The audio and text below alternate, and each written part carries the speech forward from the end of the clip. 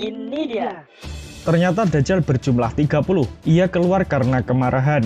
Dan ternyata awal mula kemunculan Dajjal, ia menjadi orang soleh seperti ulama yang sangat alim dan bijaksana. Ini dia Misteripedia mengungkap misteri dunia, MAZ, Misteri Akhir Zaman, episode Detik-detik kemunculan Dajjal. Assalamualaikum warahmatullahi wabarakatuh, sahabat ini dia dimanapun Anda berada. Dajjal adalah sosok pembawa bencana dan fitnah besar di dunia. Disebutkan di dalam kitab Fafiru Ilallah bahwa awal kemunculannya ia akan berpura-pura menjadi orang soleh seperti ulama besar yang alim. Berikut ini pembahasan selengkapnya kitab Fafiru Ilallah bab tempat munculnya Dajjal.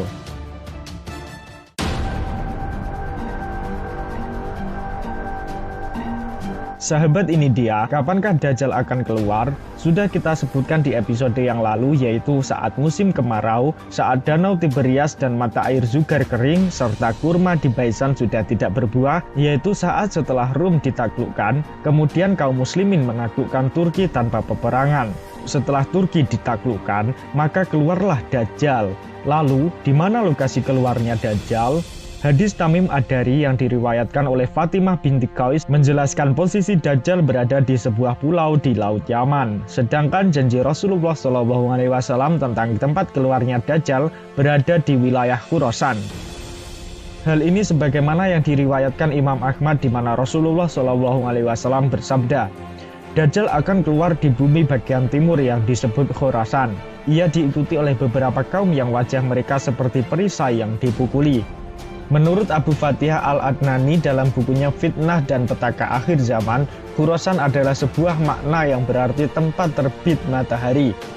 Ia merupakan negeri amat luas meliputi beberapa negeri Persia, Afghanistan, dan Turkistan. Khurasan memanjang ke Asia antara sungai Amu Darya sebelah utara serta timur dan Gunung Hindukus sebelah selatan serta beberapa daerah Iran bagian barat. Tidak hanya itu, Khurasan juga memanjang ke beberapa negara seperti Safad dan Sajistan. Oleh karena itu, ia dinisbatkan dengan negara-negara besar seperti Bukhari, Khawarizmi, Ghaznah, dan Isfahan. Dan Khurasan yang diketahui saat ini adalah negara Persia yang terletak di bagian timur dan timur Laut Iran.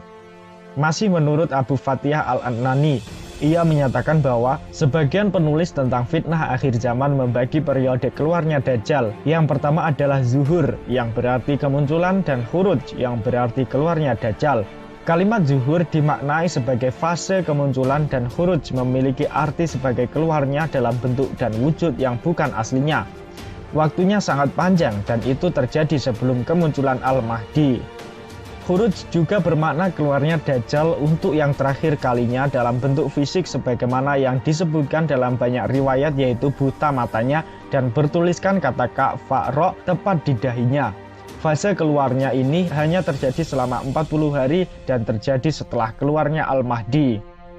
Dr. Umar Sulaiman Al-Ashqar dalam kitabnya Al-Yaum Al-Akhir juga membagi dua periode antara munculnya Dajjal dan keluarnya Dajjal. Ia mengatakan bahwa Dajjal akan muncul dari timur, suatu daerah Persia bernama Khurasan.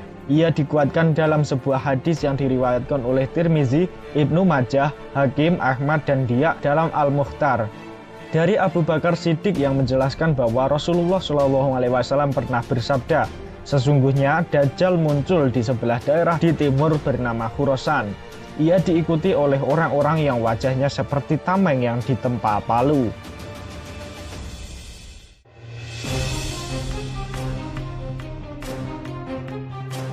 Dalam penjelasan lebih jauh, keluarnya Dajjal yang pertama kali adalah untuk unjuk kekuatan, membuat fitnah, teror, mencari pendukung, dan menebar propaganda bahwa dirinya adalah Tuhan semesta alam. Peristiwa ini berlangsung selama waktu yang tidak diketahui. Selama masa ini pun, Dajjal mendapatkan kemenangan dan banyak mengalahkan musuh-musuhnya. Di dalam kitab Fafiru Ilallah disebutkan bahwa ketika Dajjal pertama kali keluar dari penjaranya, tinggi badannya adalah 10 zira' atau 5 meter. Kelakuan Dajjal pada waktu keluar berpura-pura seperti orang soleh yang sangat alim yang berseru untuk melakukan kebaikan seperti para ulama. Beberapa waktu kemudian, semakin banyak orang yang menjadi pengikutnya. Lama-kelamaan Dajjal pun mengaku sebagai seorang nabi. Tapi orang yang sungguh-sungguh beriman tidak mempercayainya Ia tahu kalau setelah Nabi Muhammad SAW tidak ada lagi Nabi. Pada suatu waktu ketika Dajjal telah sampai di daerah Khallah, yaitu tempat di antara Irak dan Syam, ia pun mengaku sebagai Tuhan yang bisa mematikan dan menghidupkan orang. Selain itu, Dajjal juga bisa mewujudkan hal-hal yang tidak masuk akal. Orang-orang yang beriman pun semakin mengingkari Dajjal karena mereka yakin bahwa hanya Allah lah Tuhan seluruh alam. Dalam suatu riwayat yang menunjukkan bagaimana proses kemunculan Dajjal pertama kali di muka bumi, Rasulullah SAW bersabda sebagaimana yang diriwayatkan oleh Abu Umamah Al-Bahili. Di awal kemunculannya, Dajjal berkata, "Aku adalah Nabi, padahal tidak ada Nabi setelahku, Nabi Muhammad." Kemudian ia memuji dirinya sambil berkata, "Aku adalah Rob kalian, padahal kalian tidak dapat melihat Rob kalian sehingga kalian mati." Hadis riwayat Ibnu Majah 2512 hingga 5116. Adapun keluarnya Dajjal yang terakhir kalinya adalah pada saat pertempuran akhir antara Dajjal dan kaum muslimin. Pendukung Dajjal saat itu bukan lagi para Yahudi yang tinggal di Israel. Mungkin saja Yahudi Israel saat itu sudah dikalahkan oleh kaum muslimin ketika penaklukan Baitul Maqdis dilakukan oleh Al-Mahdi. Pendukung Dajjal sendiri adalah kaum Yahudi Asbahan yang tinggal di sebuah perkampungan Yahudiyah. Jumlah mereka sebanyak 70.000 orang dengan memakai topi. Dari Anas bin Malik radhiyallahu an, sabda beliau SAW, Dajjal akan keluar dari kota Yahudi Isfahan, wilayah di Khorasan, Iran, bersama 70.000 penduduk Isfahan. Fathul Rabbani, Tartib Musnad Ahmad, Ibnu Hajar berkata sahih. Dajjal akan diikuti oleh 70.000 Yahudi dari kota Isfahan. Mereka memakai al-tayalisah, hadis riwayat Muslim.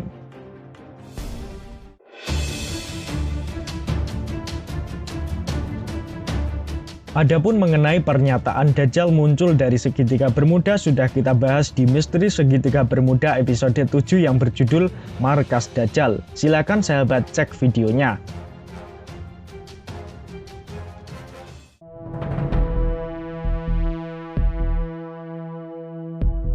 Menurut Abu Fatihah Al-Adnani, keluarnya Dajjal dari arah timur ini disebabkan oleh kemarahan. Hal itu sebagaimana yang disebutkan di dalam hadis. Sesungguhnya Dajjal akan keluar karena suatu kemarahan. Hadis riwayat Muslim dan Ahmad dari Ibnu Umar. Di dalam riwayat Imam Ahmad dari Ibnu Umar bahwasanya ia melihat Ibnu Soid berada di salah satu pintu masuk Madinah. Kemudian Ibnu Umar mencelanya dan ia pun menghinanya. Ia pun semakin marah hingga menutupi jalan.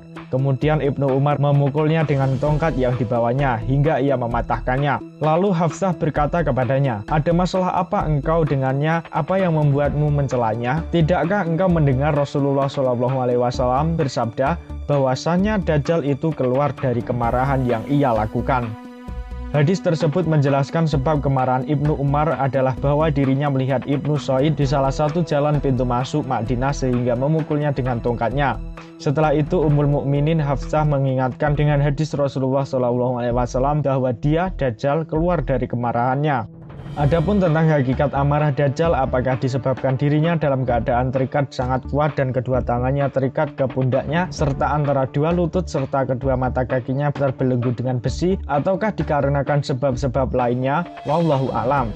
Yang pasti bahwa amarah itu menjadi tanda yang dijadikan oleh Allah Subhanahu wa Ta'ala sebagai sebab keluarnya Dajjal, sebagaimana disebutkan di dalam hadis-hadis di atas. Namun demikian terjadi perselisihan di kalangan ulama apakah Ibnu Soid atau kadang disebut dengan Ibnu Soyad ini adalah Dajjal besar yang keluar pada akhir zaman atau bukan. Imam Nawawi menyebutkan pendapat ulama yang mengatakan bahwa Nabi SAW tidaklah turun kepadanya wahyu yang menjelaskan bahwa dia, Ibnu Soid, adalah Al-Masih Ad-Dajjal ataupun yang lainnya. Adapun wahyu yang turun kepadanya hanya tentang sifat-sifat Dajjal saja, sementara di dalam diri Ibnu Soyad atau Ibnu Soid ini terdapat bukti-bukti tersebut.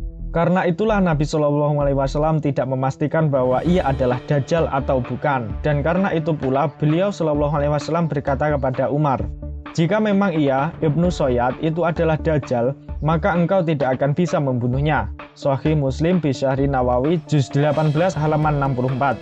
Al-Hafiz Imaduddin bin Katsir berkata, sebagaimana ulama berkata bahwa sebagian sahabat mengira bahwa Ibnu Sayyad itu adalah Dajjal Akbar yang paling besar yang dijanjikan di akhir zaman, padahal tidaklah demikian. Sesungguhnya ia, Ibnu Sayyad, adalah Dajjal kecil seperti yang terdapat dalam potongan hadis Fatimah binti Qais. Untuk lebih lengkapnya, silakan tonton video tentang Dajjal besar ini dalam MDI, Misteri Dalam Islam episode 3 yang berjudul Misteri Al-Jasasah di Pulau Dajjal. Di antara para sahabat yang mengatakan bahwa Ibnu Sayyad adalah Dajjal Akbar yang keluar pada akhir zaman adalah Umar bin Khattab dan anaknya, Abdullah bin Umar bin Khattab. Di dalam hadis yang diriwayatkan oleh Imam Muslim dari Muhammad bin Al-Munkadir berkata, aku pernah melihat Jabir bin Abdillah bersumpah dengan nama Allah bahwa sesungguhnya Ibnu Sayyad itu Dajjal. Lalu aku berkata, apakah kamu bersumpah dengan nama Allah?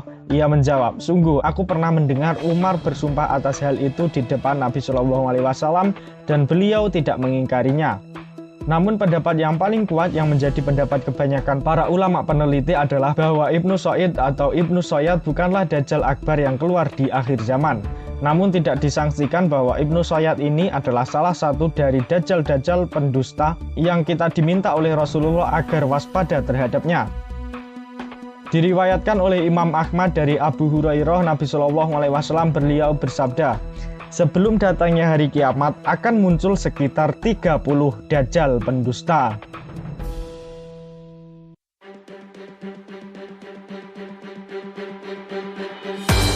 Sahabat, ini dia. Jadi Dajjal itu dibagi menjadi dua, yaitu Dajjal kecil dan Dajjal besar. Dajjal kecil seperti yang disebutkan di dalam hadis yaitu berjumlah 30. Dajjal kecil ini adalah kelompok manusia atau yang lainnya, yang jelas 30 itu adalah pendusta dan penipuan. Lalu akan muncul Dajjal besar, yaitu yang berada di sebuah pulau di Laut Yaman yang sudah kita bahas semuanya di segmen MDI episode 3, Hewan Peliharaan Dajjal di Pulau Dajjal. Mohon maaf karena bab fitnah Dajjal tidak bisa dibahas di episode ini dan akan kita bahas di episode selanjutnya sebab akan sangat panjang jika dibahas sekaligus. Bab fitnah Dajjal ini akan membahas penampakan surga dan nerakanya Dajjal dan segala tipu dayanya. Lalu bagaimana tanggapan sahabat tentang pembahasan ini? Silakan tulis di komentar. Silakan like, share, dan klik tombol subscribe supaya tidak tertinggal video misteri terbaru lainnya. Terima kasih sudah menyaksikan video ini. Segala kekurangan kami mohon maaf. Sampai jumpa di pembahasan berikutnya. Allahu a'lam bishawab. Wassalamualaikum warahmatullahi wabarakatuh.